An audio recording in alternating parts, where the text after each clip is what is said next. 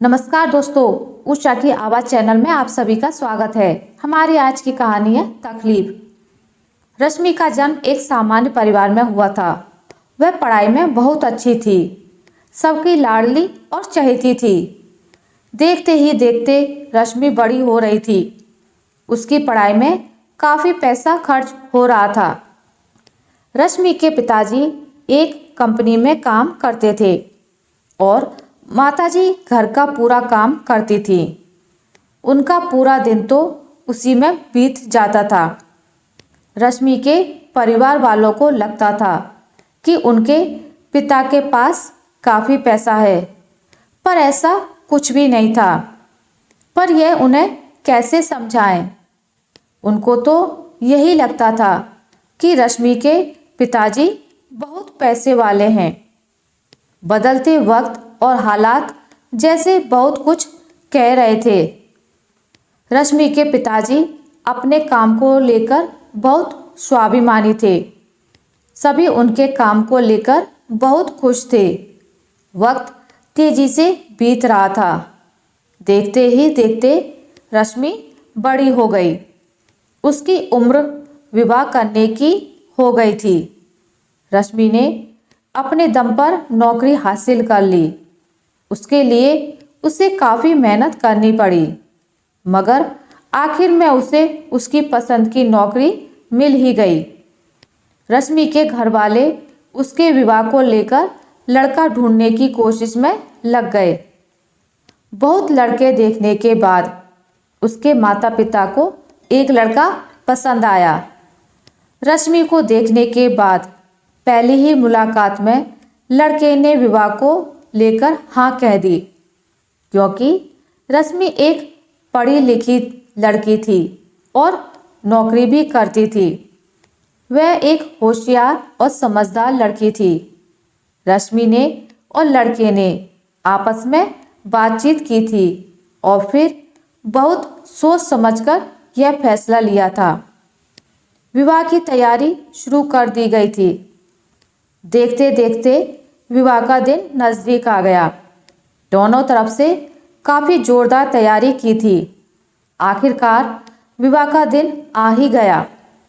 रश्मि के पिताजी ने विवाह को लेकर काफ़ी मेहनत की थी।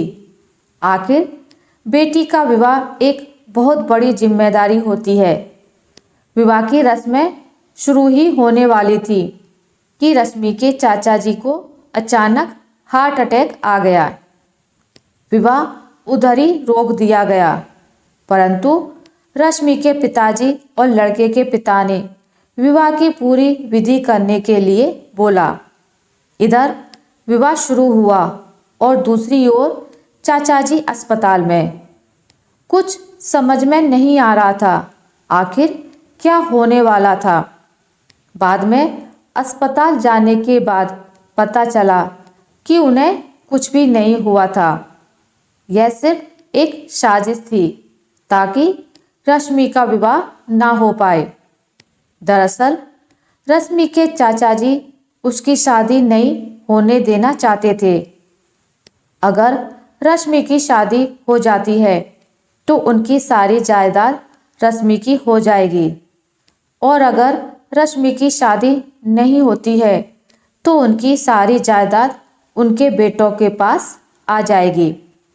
इसी लालच में उन्होंने यह सब नाटक किया।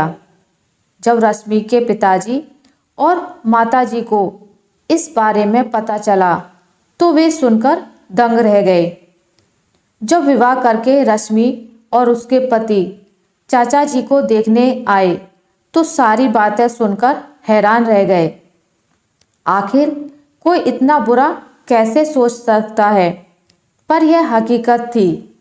रश्मि अपने पति के साथ ससुराल चली गई और यह निश्चित किया कि वह फिर कभी अपने चाचा चाची का चेहरा नहीं देखेगी। इधर रश्मि के पिताजी और माताजी ने भी घर से चले जाने का तय किया। वे दोनों अपना सामान लेकर अपने घर जा ही रहे थे कि रश्मि की दादी भी उन्हीं के साथ जाने का तय किया। इधर दादी ने किसी की भी बात नहीं सुनी और रश्मि के पिताजी और माताजी के साथ चली गई और वापस कभी भी मुड़कर नहीं देखा। लोगों के मन में इतनी नफरत कब घर कर जाती है कुछ पता ही नहीं चलता। इस नफरत के चलते अपने ही लोग दूर चले जाते हैं। अगर लालची बनना ही है तो रिश्तों के लिए लालची बनो, ना कि पैसों के लिए। पैसा एक बार जाने के बाद दोबारा जिंदगी में लाया जा सकता है। अगर जिंदगी से रिश्ते चले गए तो फिर कभी वापस नहीं लाया जा सकता। इसलिए पैसों से ज़्यादा रिश्तों को महत्व दें। आशा करती हूँ आपको मेरी आज की कहानी अच्छी लगी होगी। अगर आपको मेरी ये कहानी अच्छी लगी है तो इसे लाइक करें, ज़्यादा से ज़्यादा शेयर करें और अगर आप मेरे चैनल पर नए हैं तो इसे सब्सक्राइब करना ना भूलें। मिलते हैं एक नई कहानी के साथ, तब तक के लिए नमस्कार।